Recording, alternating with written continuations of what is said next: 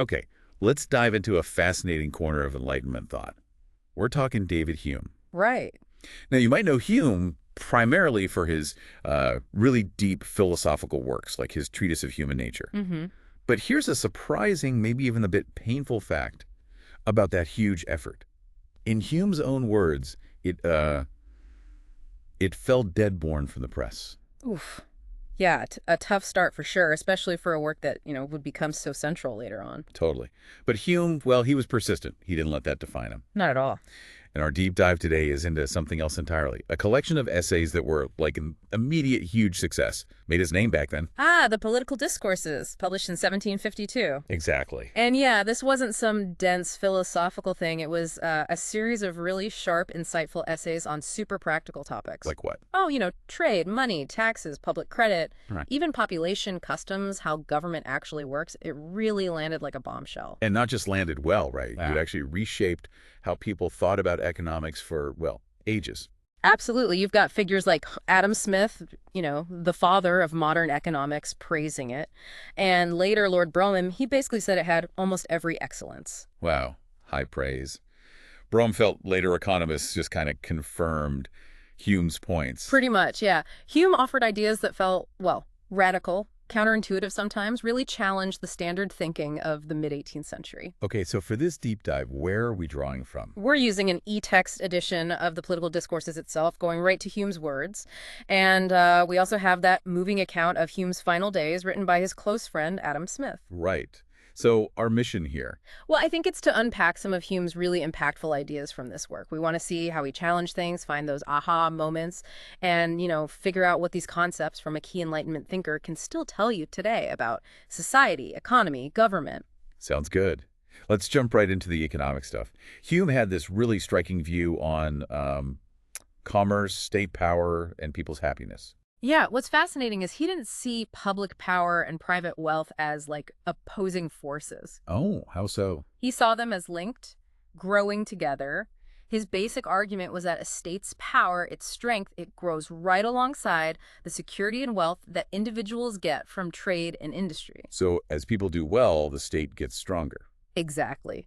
It's not the state being strong despite its people, but because its people are generating wealth and feeling secure, the public gets the means to govern well when the private sphere is thriving. Gotcha. And it wasn't just about buying and selling goods, right? He emphasized manufacturing. He really did. He put a big spotlight on manufacturers and the mechanic arts. Why were those so crucial in his view? Well, he saw them as an engine for the whole economy. They don't just make things, they stimulate other areas like farming by creating demand.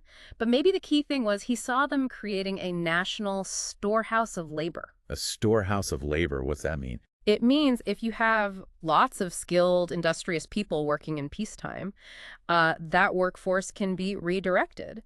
In times of need, like war, you can draw on those people for public service armies, building things without totally crippling the basic economy.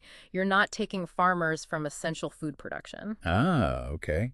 That's a really practical, almost strategic way to think about the economy, building national capacity. Exactly. And he also had some interesting, maybe counterintuitive ideas about foreign trade, too. Yeah, like what?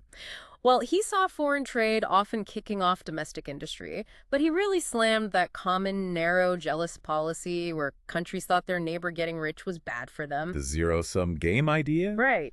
Hume's insight was the opposite. Your neighbors being wealthy and productive, that's good for you, because then they can afford to buy your stuff. Open trade helps everyone. That must have really flown in the face of the mercantilist thinking back then. Oh, absolutely. Now, here's a point that really makes you stop and think.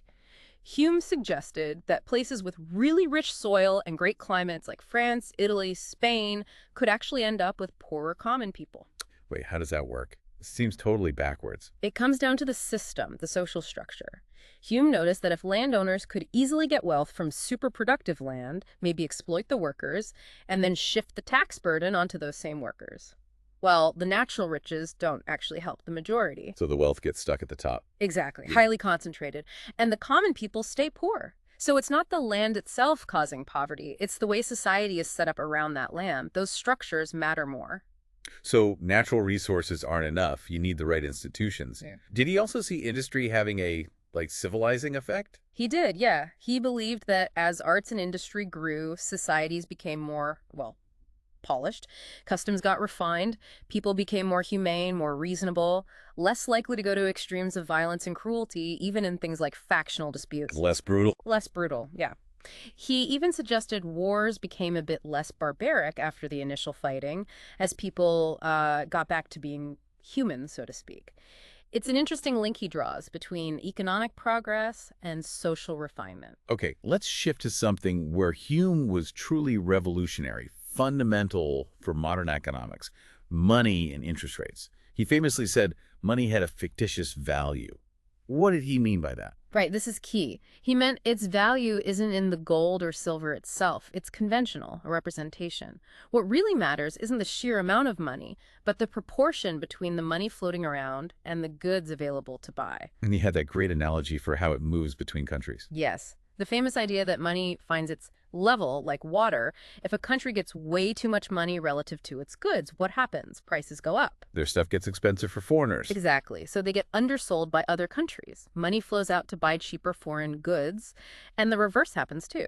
If a country loses money, prices fall, their goods get cheap, and money flows back in. It's self-regulating. Precisely. And that mechanism, driven by prices and trade, was his big argument against that irrational jealousy of trade.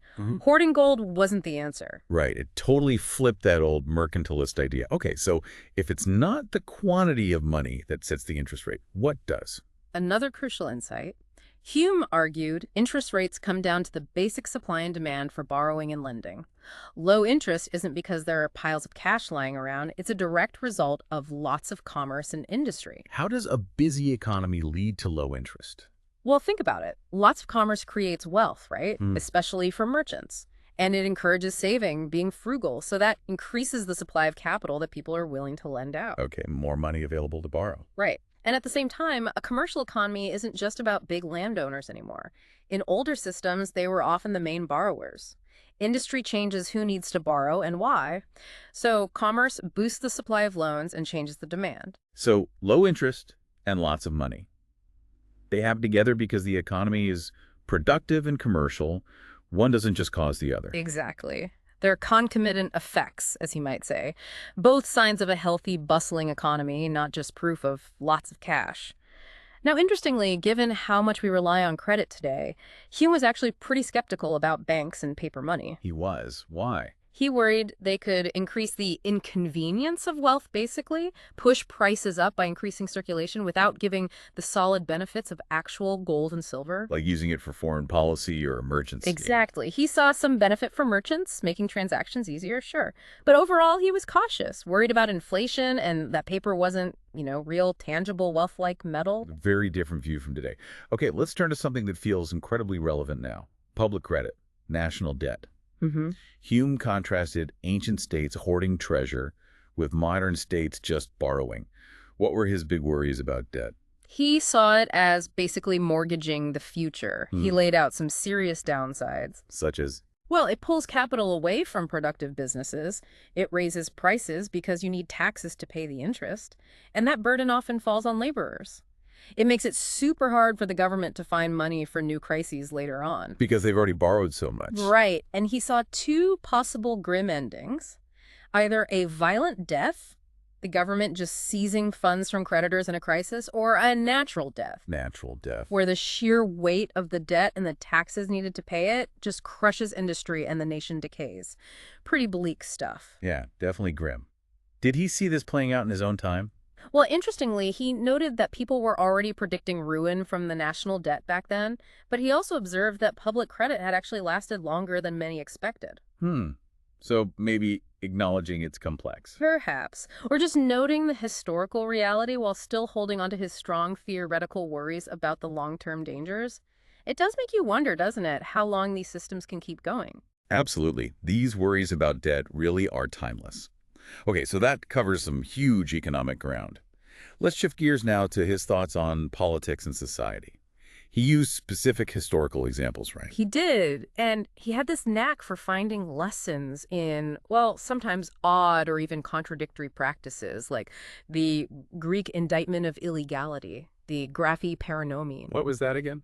It was this thing in Athens where you could actually prosecute someone for proposing a law that later turned out to be harmful or unconstitutional. Wow, so you could get in trouble after the law passed. Exactly. Yeah. Hume saw this, and he cited examples like Demosthenes as a way to make legislators extremely careful. It fostered real respect for the existing constitution, a check on doing something rash. Interesting. And he looked at Rome, too. Yeah, the struggles between the patricians, the nobles, and the plebeians, the commoners. He analyzed their power dynamic, their different assemblies. And what did he see there? He noted how, even though theoretically one group might have had the power to crush the other, in reality it often worked out as a system of mutual checks. It limited the nobles, protected the people to some extent, showed how different parts of a constitution can restrain each other. And then there's that really weird one he talked about. Impressment. The press gangs in England forcing guys into the Navy. Right. Super controversial practice. And he argued its illegality actually made it less dangerous. How does that even work? Okay, this is classic Hume, looking at the actual effects, not just the rules. He argued that because everyone knew impressment was basically illegal, an abuse of power without real legal backing, well, its excesses were obvious. Easier to fight against. Exactly. Easier for the opposition or the public to complain about it. It didn't have the shield of being the law. If it had been legal, he thought, its abuses would have been harder to challenge, hidden behind legal authority. It's subtle, but it's about how the lack of legality can sometimes leave power more exposed. That really flips things around. Okay, he also tackled that big historical debate. Were ancient nations way more populous than modern ones? Yeah, that was a common belief back then, often tied up with romanticizing the past.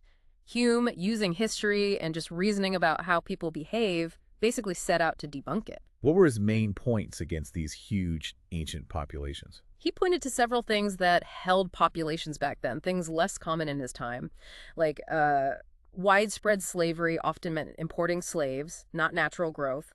Then there was child exposure, which was disturbingly common. Grim. Very. Plus, constant, really bloody wars, devastating civil massacres, and just general insecure property, hard to plan for big families. All these acted as serious checks. And he questioned the evidence for big numbers, too. Yeah, he looked at city sizes, pointing out that the walled areas often included fields and gardens, maybe meaning less dense populations than people assumed.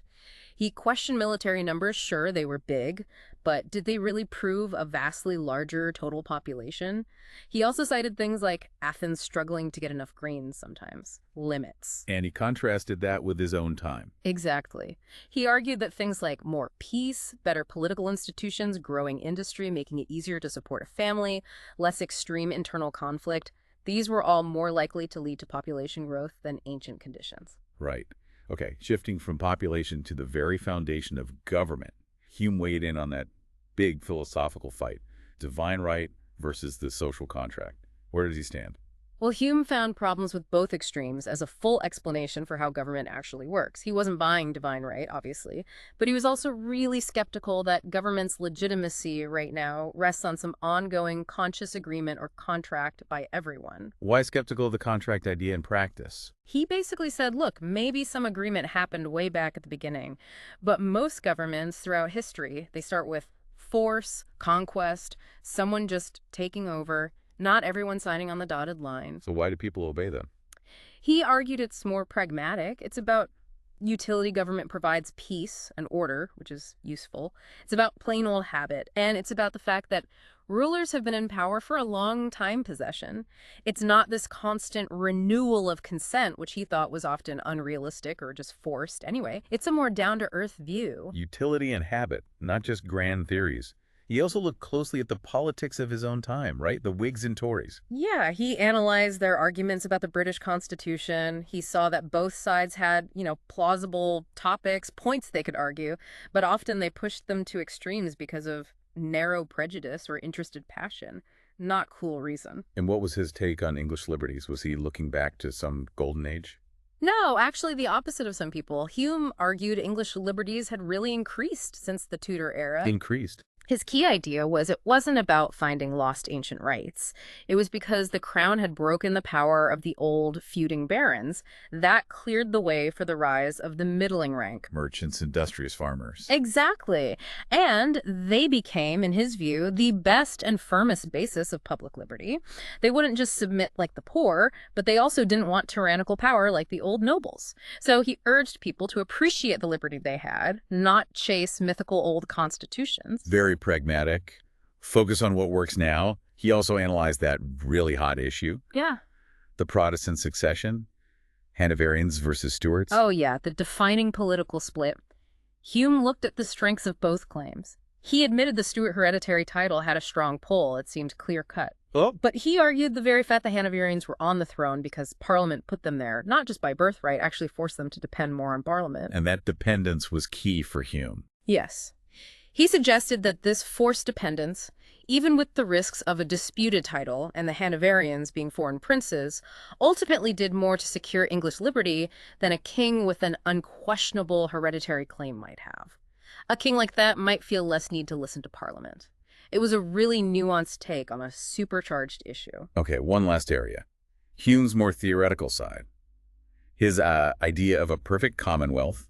He seemed a bit wary of theorists, though. He definitely was cautious about actually implementing untested theories. He thought powerful people acting like political projectors could be dangerous. But just as an intellectual exercise, thinking about the best possible government, that was, he felt, the most worthy curiosity. What were some key ideas in his model? It involved layers of indirect election people electing representatives who then elected magistrates and senators.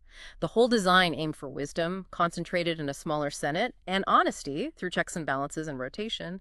He even put in checks specifically to stop the Senate ganging up against the public interest, always about containing power through structure. And he had that surprising thought about the size of a republic. Yeah, most people back then thought republics only worked in small cities.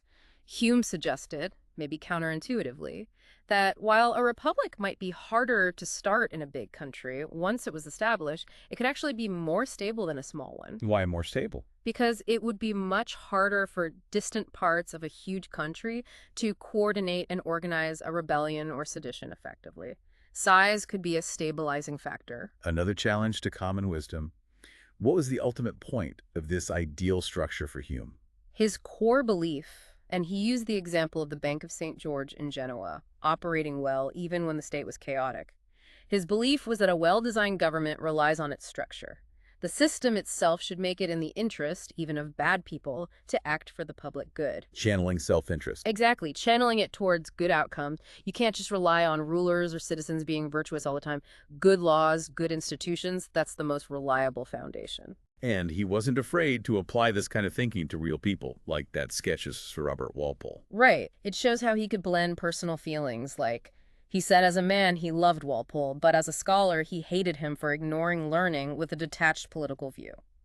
Ultimately, he judged Walpole on whether he helped the nation, like paying down debt, not on party politics or personal feelings. It sums up his approach. Observe, reason, look for the underlying forces, even in complex people. And Adam Smith's account of his death really underscores that focus. Right, absolutely. Smith mentions that even facing illness so calmly, Hume was still focused on polishing his work, including these essays. That dedication to understanding human affairs was there right to the very end. Wow. Okay, we have covered a ton of ground from these political discourses. I mean, from trade, money, debt. Yeah, through historical examples, political structures, the population debate. To the foundations of government, the politics of his own time, even down to the character of leaders. It really shows the breadth and depth of Hume's thinking in this work. He wasn't just, sitting in an ivory tower. He was grounding everything in observation, history, and just rigorous thinking about the general course of things, about human nature. And what really stands out is how often he just challenged what everyone else thought was obvious. Right, that jealousy of trade idea, what really causes prosperity, ancient populations, why governments stick around. He forced people to look deeper. It's like a masterclass in empirical thinking applied to society and government. Always pushing for the real mechanisms. Exactly. And it's striking, isn't it, how many of these 18th century issues still feel so relevant?